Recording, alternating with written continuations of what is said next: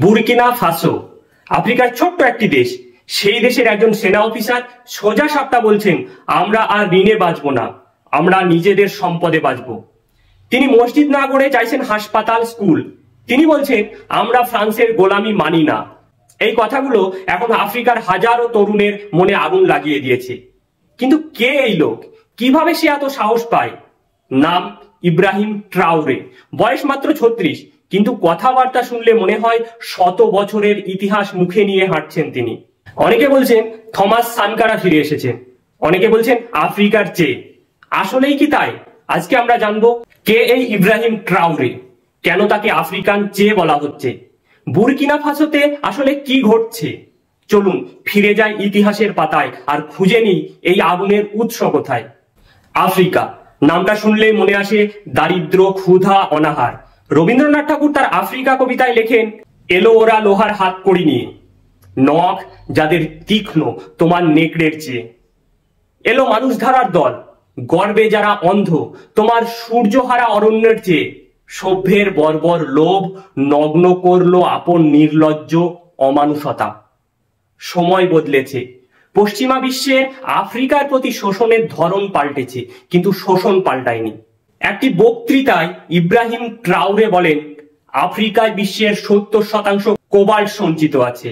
আমাদের mobile phone, computer, electronics device cobalt ছাড়া চলে না। বিশ্বের সবচেয়ে কোবাল্ট উত্তোলিত হয় আফ্রিকার কঙ্গোতে, অথচ আজকের দিনে দাঁড়িয়েও কঙ্গোর সমস্ত মানুষের মোবাইল ব্যবহার করার ক্ষমতা নেই।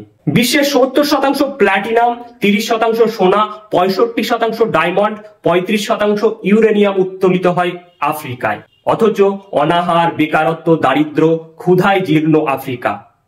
আসলে পশ্চিমারা আফ্রিকার খনিগুলো দখল করে বসে আছে। তারা খাতায় কলমে স্বাধীনতা পেলেও তাদের খনিজ সম্পদগুলো এখনো পশ্চিমাদের দখলে। আফ্রিকার বুকে তাই আবার গর্জে উঠেছে স্বাধীনতার ডাক। পশ্চিমা লুটেরা শক্তির শাসনে ক্লান্ত, লাঞ্ছিত এক প্রাচীন ভূখণ্ড থেকে উঠে এসেছেন এক তরুণ সেনা অফিসার, যার ভাষায়, আমরা আমাদের সম্পদ ফিরিয়ে আনবো আর আত্মা কখনোই বিক্রি করব না। ইব্রাহিম ট্রাওরে এই নামটা এখন শুধু বুরকিনা ফাসোর নয়, গোটা আফ্রিকা মহাদেশ জুড়ে প্রতিধ্বনিত হচ্ছে। তার বক্তব্য ভাইরাল হয়েছে কারণ তিনি সাহস করে সেই কথা বলেছেন যা বহু নেতা মুখ বন্ধ করে থাকেন। তিনি আফ্রিকার সম্পদ, সম্মান ও স্বাধীনতা রক্ষার লড়াই করছেন। আর সেই লড়াইয়ের মূলে রয়েছেন এক প্রয়াত বিপ্লবীর আদর্শ।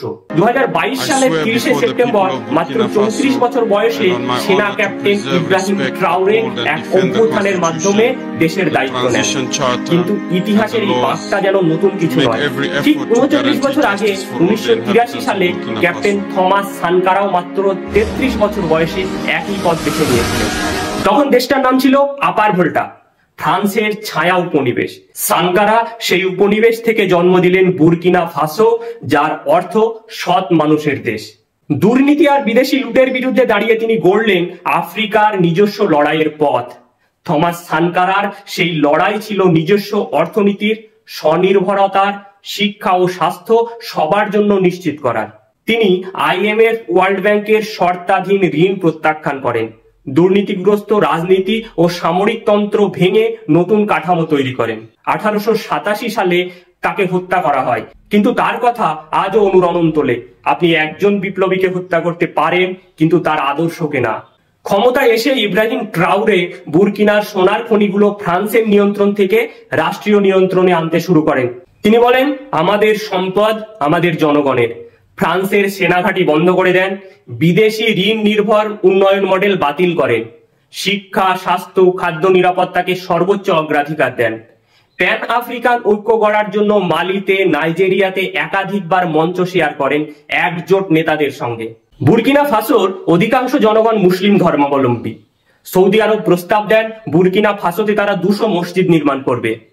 ইব্রাহিম ট্রাওরে সে প্রস্তাব প্রত্যাখ্যান করে বলেন, আমাদের শিক্ষা ও স্বাস্থ্য খাতে বিনিয়োগ প্রয়োজন, খালি মসজিদ দিয়ে দেশের উন্নয়ন হয় না। তিনি সংখ্যাগরিষ্ঠ মুসলিমদের সামনে দাঁড়িয়ে মসজিদ নির্মাণের প্রস্তাবকে প্রত্যাখ্যান করেন সাহসের সঙ্গে, যেখানে তিনি উন্নয়নের বাস্তব ছবি তুলে ধরেন। একসময় সাংবাদিককে সানকারা বলেছিলেন, 87 লাখ মানুষই প্রেসিডেন্ট, আমি কেবল তাদের প্রতিনিধি। আজ সেই মানুষটির ভাস্কর্য নির্মাণ করলেন ট্রাওরে, বললেন থমাস কেবল নেতা নন, তিনি একটি আদর্শ।